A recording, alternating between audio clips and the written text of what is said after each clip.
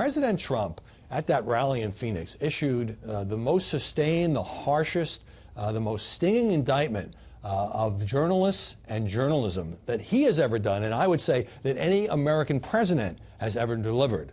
Let's take a look. You have some very fair journalists, but for the most part, honestly, these are really, really dishonest people, and they're bad people, and I really think they don't like our country. I hit them with neo-Nazi. I hit them with everything. I got the white supremacists, the neo-Nazi, I got them all in there. Let's see. Yeah, KKK, we have KKK. I got them all. So they're having a hard time. So what did they say, right? It should have been sooner. He's a racist. If you want to discover the source of the division in our country, look no further than the fake news and the crooked media. What the president was doing there was arguing about his response to the violence in Charlottesville, and he did it for about half an hour, Emily. And the media have been in an absolute uproar over the tone and the substance of the president's remarks, but his supporters love it. Yes, it is another one of those moments, and Donald Trump has been doing this since he first announced his candidacy in 2015. I mean, we had people say this rally could have happened in 2015, and his supporters cannot get enough of it. And I'm telling you, if you go to other parts of the country, it doesn't even matter if they're Republicans or Democrats. People are so deeply suspicious of the media, that plays incredibly well with them. And so I think that's what we saw, and the president's frustration is somewhat understandable. I'm on the side that I think he absolutely messed up his response to Charlottesville. It was disappointing, but his frustration is, causing him to lash out again and again. Right, and the irony, Mo, is that at least the political fallout from Charlottesville to some degree was starting to fade by devoting so much time to it and arguing about the coverage. The president revived it as a story for days, right up until the hurricane hit.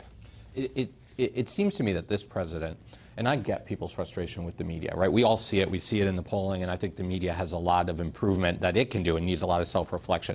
But it seems to me what he's doing is trying to set himself up as, at least with his base, at least with his supporters, as the only arbiter of what is fact. By raising even more doubt and feeding into doubt and suspicion in the media, make future reporting from them even more suspect.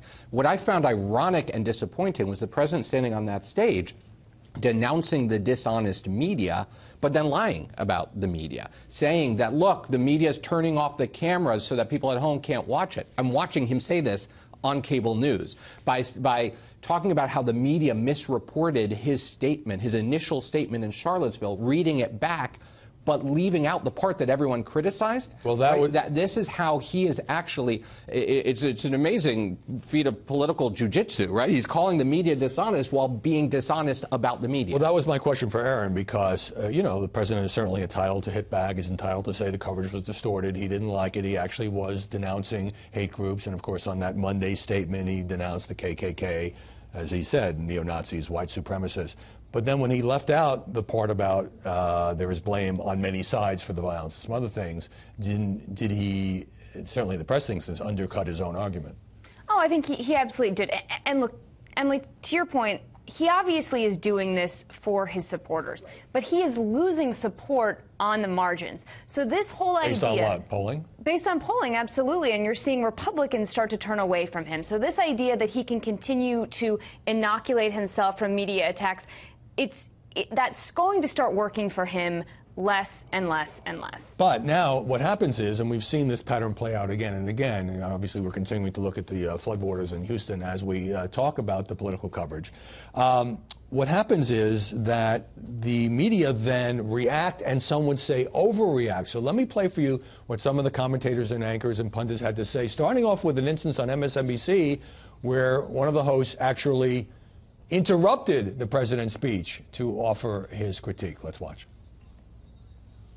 Because, look, what happens with them, if they're doing a story about me, I know if it's honest or false. This is the president lying about the media. He is telling his audience that the media lies about him. The president just quoted his remarks on Saturday after Charlottesville, and he falsely quoted his remarks. What we have witnessed was a total eclipse of the facts. He's unhinged. It's embarrassing, and I don't mean for us, the media, because he went after us, but for the country. At his most destructive, at his most self-destructive, the president willfully lying to a narrow band of his supporters. He called out their lies, their propaganda, their agenda, and the fact that they are now just an arm of the radical leftist movement that is in this country. Emily, we heard words like unhinged, lying. We heard Lawrence O'Donnell interrupt the president to say he's lying. To some extent, doesn't that play into the president's hands when he says the media are so hostile that I can't get a fair shake, and then some of them, not all, but some of them go over the top? Unfortunately, yes, and that's exactly what Lawrence O'Donnell did is such a perfect example of that, because we had everyone saying, you know, the president's lying, the media is not cutting away from the speech, and then Lawrence O'Donnell cuts away from the speech. So it's actually this really perfect illustration. The other networks kept him on, but it's this perfect illustration of what we're talking about. Is Donald Trump goes, you know, far and criticizes the media harshly, and then the media makes him look right, and so that obviously is a problem, and people need to, you know, take a deep breath and be more rational, I think.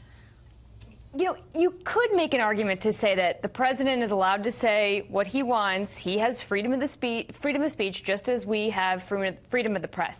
To the point that some of these anchors are saying he's unhinged and what have you, and you're seeing that on media panels. Quite frankly, and you probably have experienced this some as well, in conversations that I've had with a number of strategists, Republicans, Democrats, otherwise, after the president will make some comment, I will hear from an aide on the Hill, could be a Democrat, could be a Republican, who will say to me, I really think he's not well. Some of the conversations that we have in Washington that are on background, that are, you know, off the record, are just happening in real time on television right now, which is really kind of interesting, I Okay, find. well, it's fine for people to have private, personal, confidential conversations about and speculate whatever they want about how the president is handling this, that, or the other, Charlottesville, or other crises. But when journalists go in front of a camera or write for print or the web and say these things, I just wonder whether or not they are, if they go too far, whether they're undercutting. Let me play a brief clip for you. This is the one from CNN, Ana Navarro, and I'll let you respond, Mo, saying what you're saying, some people are saying privately about the president. Let's watch. The only defensible excuse, the only defensible explanation is if he is not mentally well. Because if he is, then he is just such an incredible, self-centered, narcissistic, unfit jerk that it makes it that much worse. Mo. Anna's a good friend of mine. I would prefer that fewer people talk about the president's mental health, because most of us aren't in a place to talk about that. And there's a lot of that. But let me say this. There is a line, there is a difference between being an analyst and being a journalist. I am not a journalist. I get paid by Fox News to come on here and provide my perspective. I think too often on cable news that gets confused, particularly by the viewer, right? The viewer oftentimes doesn't see a difference between a journalist like Aaron and a partisan analyst such as myself. Right, and you are entitled to your opinions, but my question now, is... when the journalists, and I think this is what I would like to see, fewer journalists, right? Let people like me, the hacks, say whatever we want to say. But I would like to see less the journalists talking about how unhinged he is and more about how wrong he is when he's wrong. I think the best thing that the media can do, and I think it is a very important role for the media to do, is to call out the missteps and the misstatements as they happen in real time.